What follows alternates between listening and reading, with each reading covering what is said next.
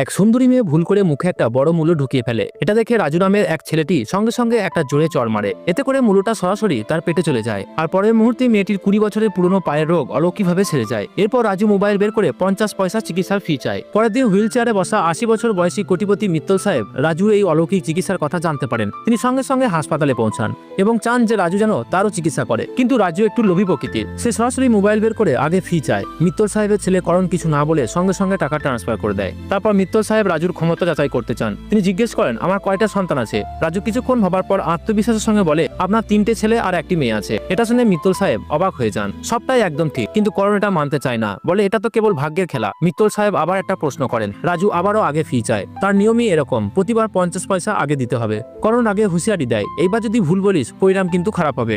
তবু সে টাকা দিয়ে দেয়। এবার মিত্তল সাহেব জিজ্ঞেস করেন, আমি হাসপাতালে এসেছি কেন? রাজু উত্তর দেয়, 30 বছর আগে আপনি এক গাড়ি দুর্ঘটনায় পড়েছিলেন, তখন থেকেই আপনি হুইল চেয়ারে